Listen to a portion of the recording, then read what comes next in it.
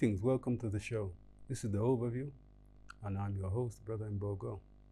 Today I'm going to talk about something that has been in the news recently in terms of relating to the USA, this United States aid organization, and one of its, you might call subsidiaries, although it's not direct, but it has provided finance for this organization. The National Endowment for Democracy has been active throughout many countries in the world. Some say in nefarious ways. That's why I'm going to take a look at that organization today and see how it plays a role in the US and its interactions in the rest of the countries in the world. So the United States is entangled, as we know, in many countries in the world, and the economic affairs and political affairs, and as we'll see later on, in many countries in the world. And it does this through many ways. Sanctions is one of them, aid in terms of so-called assistance to countries.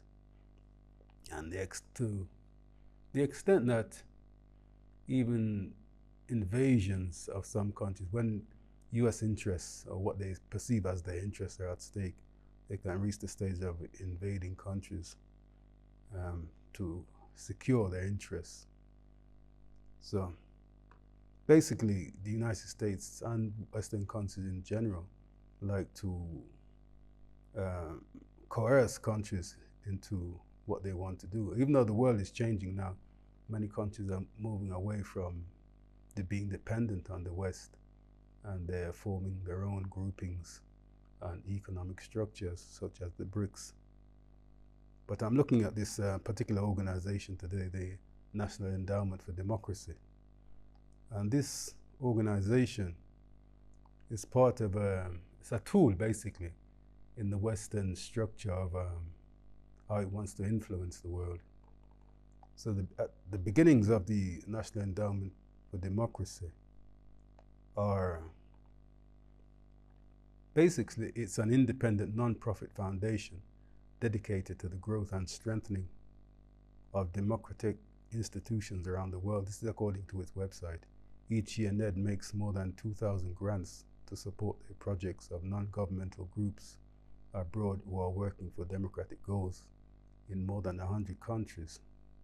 So saying it, since its founding in 1983, the endowment has remained on the leading edge of democratic struggles everywhere. Basically what it's saying there, it has been involved in the politics of many countries and their so-called formation of democracies. So basically it has been interfering in countries while evolving into a multifaceted institution that is a hub of activity, resources, and intellectual exchange for activists, practitioners, and scholars of democracy the world over. So that's the basic outline of what it does and what it is.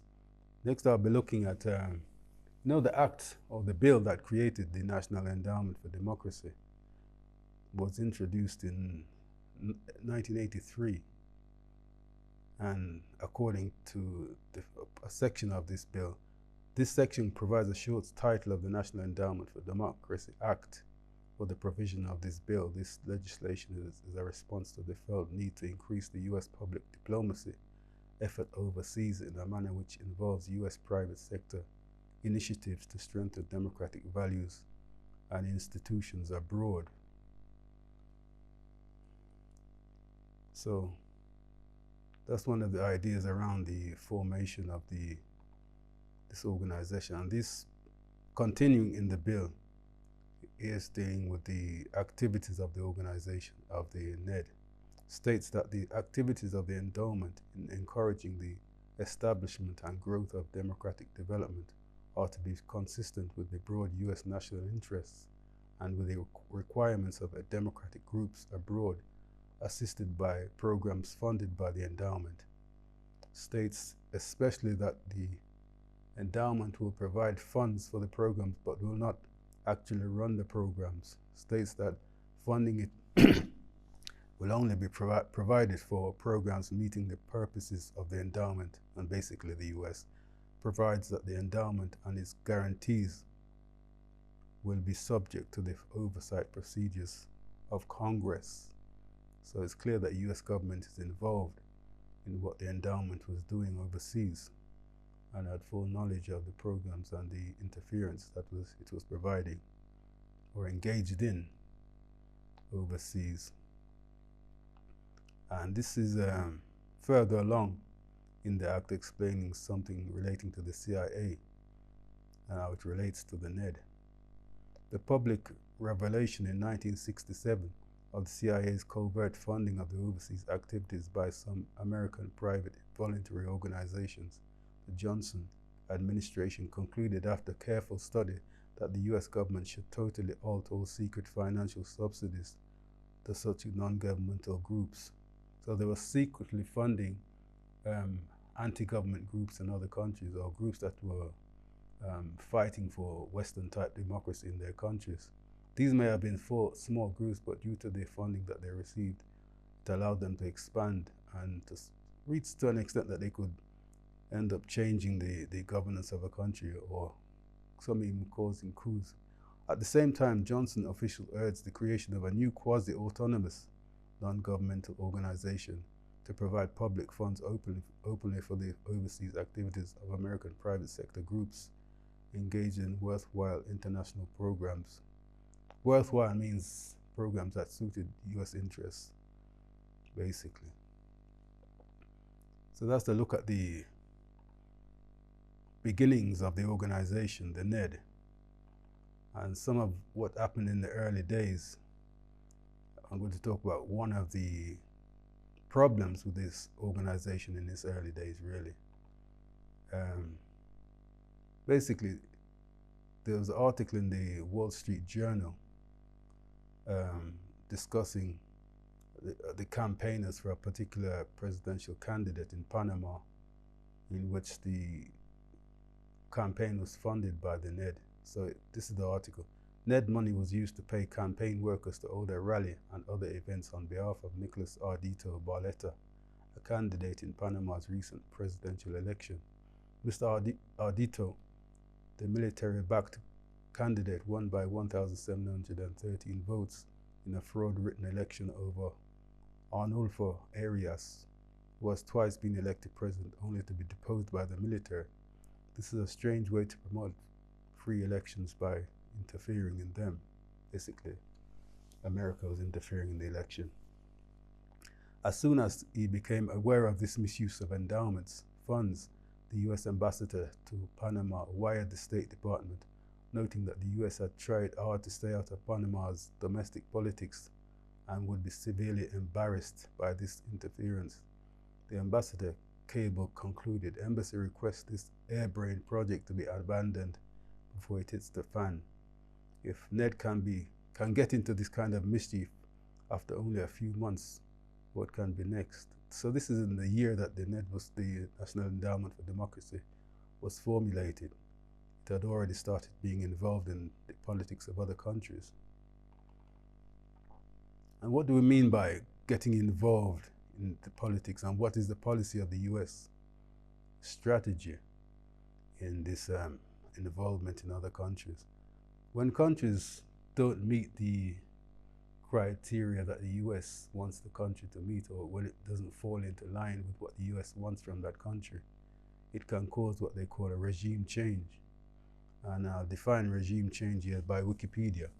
Regime change is the partly forcible or coercive replacement of one government regime with another. Regime change may replace all or part of the state's most critical leadership system, administrative apparatus, or bureaucracy.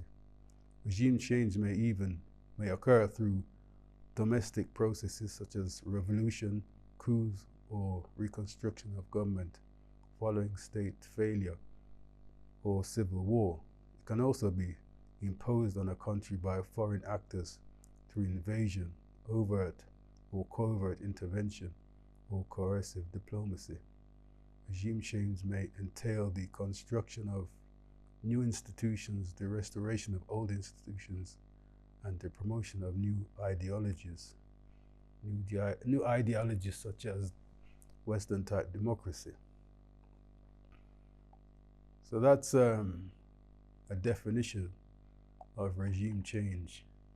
But regime change has taken place over the last few years in several countries across the world, and they come under the term color revolutions. And there have been several color revolutions over the last,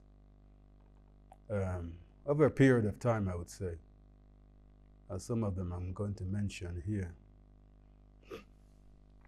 And the recipe for a color revolution is always the same, according to this: student youth movements lead the way with a fresh face, attracting others to join in as though it were the fashion, the cool thing to do.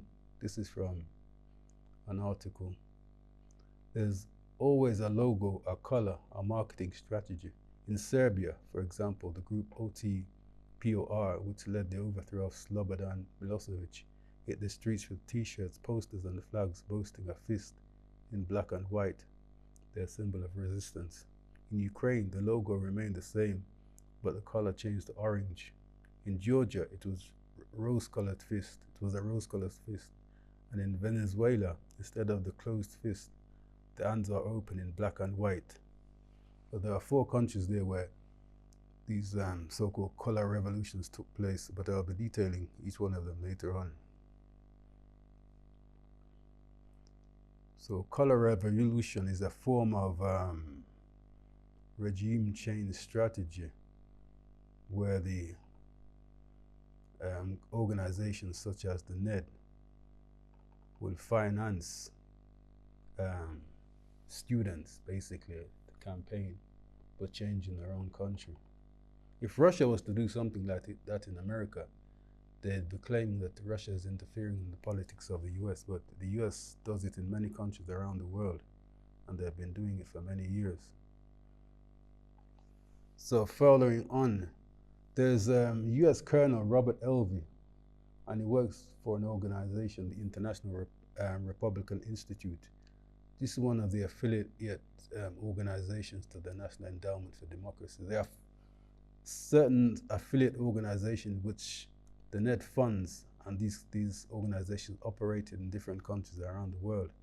So this Robert Elvey, he worked for this Republican Institute, and he was operating, well, he was one of the people who were organizing the strategies about to turn the politics from one of a country towards the US, or introduce US type or US democracy, basically, to these countries. Not just democracy, they also talk about Western type human rights. So it's changing the thinking of the people about different aspects of their society towards one that is friendly towards the US, or the one that the US can use now to influence that country. And one of the strategies they teach is strategic non-violent struggle, which is a way of seizing political power and denying political power to others within a country. So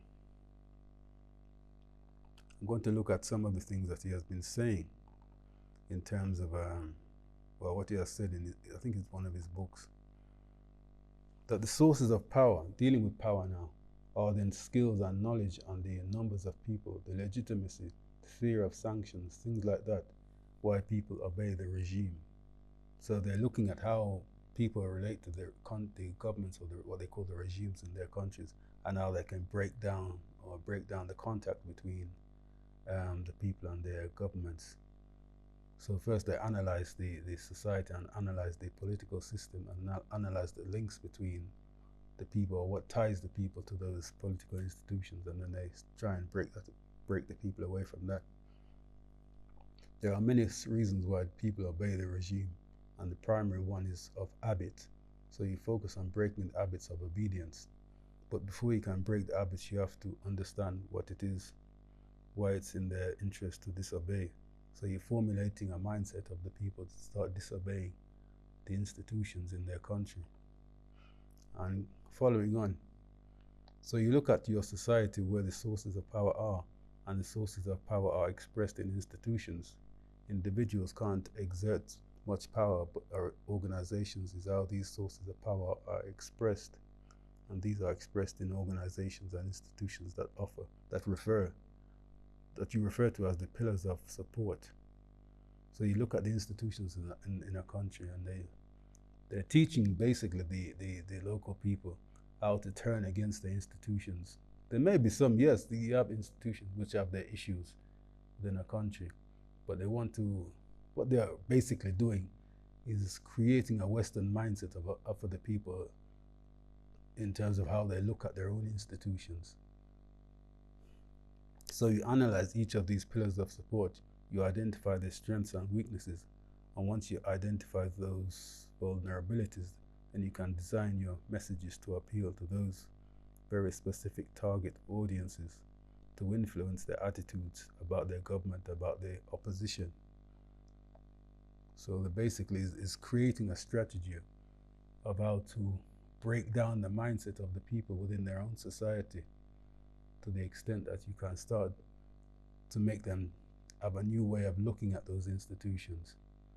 Maybe, yes, they had problems with the institutions before, but you start introducing they might call it a broader view, but in reality it's a Western view of that organization and of their society in general.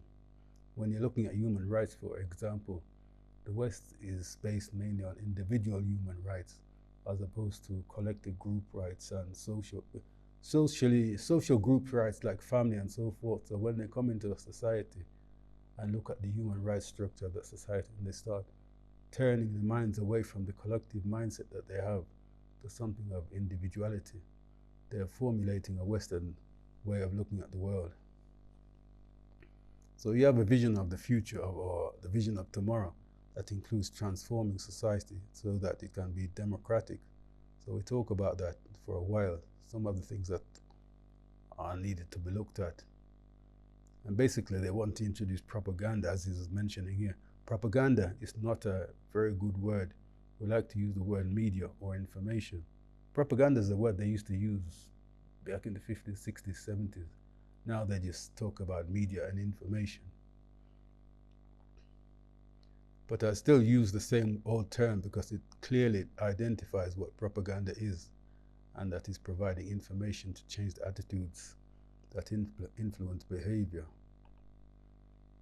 So this thing they call strategic nonviolent struggle is a method of mindset change, basically. There's no force used. You provide money to organizations that you send into these countries now to work on their thinking and create a new way of looking at their own societies, a new way which is pro-American, and one which will change the society, obviously, but it also can institute a coup or some kind of overthrow of the current government of the time. So Colonel Elvey again, he explained the objective is not to destroy. This is talking about the armed forces and the security forces, basically. Explained that the objective is not to destroy the armed forces and police, but rather convert them, convince them to leave the present government, and make them understand that there is a place for them in the government of tomorrow. So they are creating a view of the future where you're converting the military and whoever else in the government to join a new way, an American-based way. Or if the governments are socialist, America has this tendency to be against socialist societies, what they call communism. So they'll convince people in a particular country to adopt their Western democracy, democratic principles of individualism and capitalist mindset, a mindset which creates a society like America where the health system is based on corporations which tend to charge extortionate amounts of money for medications. For example, comparing to, say, Western Europe, although it's still a Western country, this National Health Service of the UK, for example, is perceived as a socialist idea to the Americans. There are different levels of Western thinking when it comes to what is an individualistic society and what is social and what is capitalist. Even though they're both capitalist societies, some have more socialist ideas within their societies, and I think America is more extreme to the right, not we'll say to the right, to the individualistic and capitalist mindset, and the greed for money type of mindset. Anyway, let's continue. So let's look at one of the strategies, this non-violent struggle idea. I'm going to look at some of the activities of the National Endowment for Democracy in certain countries in the world. I think some of the countries I've already mentioned. One of the keys to defeating what the United States considered an unworthy leader was the unification of the disparate oppositions behind a single political candidate. So this is talking about a template system which they created to operate in, to use in all of the countries. And the first template, according to this application, was in Bulgaria in 1996, where the NED and the International Republican Institute, this Robert Elvey again, discovered that NGOs could tilt an election in favor of America's preferred candidate by unifying the opposition, then creating funding exit polls, creating and funding exit. So basically they use NGOs to formulate the mindset of the people towards the candidate they want. And they pump money into probably not so genuine exit polls, giving people a wrong idea of how the election is likely to turn out. So here, this is Venezuela in 2003. The Albert Einstein Institute, which is another affiliate of the National Endowment for Democracy, touched ground in Venezuela. Colonel Helvey again gave a 9-day intensive course to the Venezuelan opposition on how to restore democracy in the country. NGO activists and other labor unions participated in the workshop, learning the techniques of how to overthrow a dictator. This is from, no, I'll look for that later. Anyway, we'll continue. In Libya, the endowment again funded, among others, the founders of anti-government organizations, Libya Forum for Human and Political Development, Libyan Transparency Association, and the founder of Libyan Akbar, who fled to London. These groups were active in the 2011 Libyan civil war, where it was an attack by NATO on Libyan territory, really. On 27th of August 1989, the Washington Post published a report titled "How We Helped Solidarity Win," pointing out that NED provided financial support for the Polish Solidarity to help them overthrow the then Polish government, heralding drastic changes in Eastern Europe. So they've been pumping a lot of funding into these different countries to help overthrow the governments. This is a form of regime change, by the way. At the end of 2004, during the Orange Revolution in Ukraine, the United States offered $65 million to Ukrainian opposition through NED and other organizations when massive anti-government demonstrations broke out in Ukraine in 2013, funded as many as 65 NGOs in the country, and even provided large funds to pay wages to each and every protester. Really? NED had invested $14 million in a project in Ukraine, which led to the large demonstrations in 2014 that overthrew the then Yanukovych government. So they funded the overthrowing of a government in Ukraine. So I think most people are aware of this. And in terms of these affiliate organizations, as I was mentioning earlier, some of these organizations, one of them is the Albert Einstein Institute, which this Robert Helvey worked for. And then you had organizations such as the International Republican Institute, the National Democratic Institute, together with the Solidarity Center and the U.S. Chamber of Commerce for International Private Enterprise. Well, USAID, we all know. These are some of the organizations that affiliated to the National Endowment for Democracy.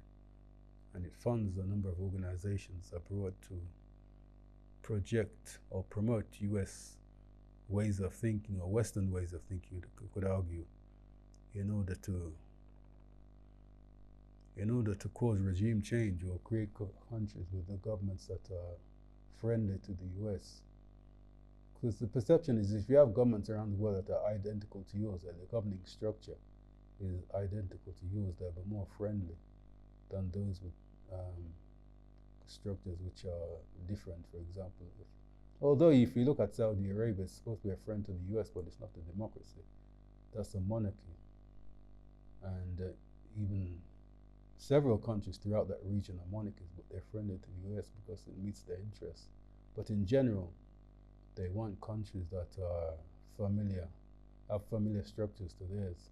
But then again, the US, in terms of those Gulf states, they're tied to the oil, or they need the resources of those places. So, and the fact that they also created those monarchies during the colonial period, from around the 1900s to the 1940s, those kingdoms were created by Britain, basically, in partnership with Britain. So they're friendly to Western interests in the region. But in general, if you look at Eastern Europe, for example, even on the African continent, they like to promote Western-type democracies. Or, if they want resources from a country, they'll promote the leader that will afford them easiest access to those resources. So that was a look at the National Endowment for Democracy and the fact that it's an organization that's developed basically to promote US interests abroad. It has been in the news quite a lot because the USA was providing some funding to it, and that funding has now been, I'm not sure whether it has been rescinded, but a lot of the USAID funding has been rescinded. So the USAID itself, which funds such organizations, also funds charities and aid organizations in many countries and provides a lot of programs to countries which should really be providing those programs themselves. But it creates a kind of dependency on Western support and American support in countries which should be looking at providing services for themselves. So that's a look at the National Endowment for Democracy and some of the tricks that the US will use to create a Western mindset around the world, or create a dependency on the Western mindset around the world. So that's it for now.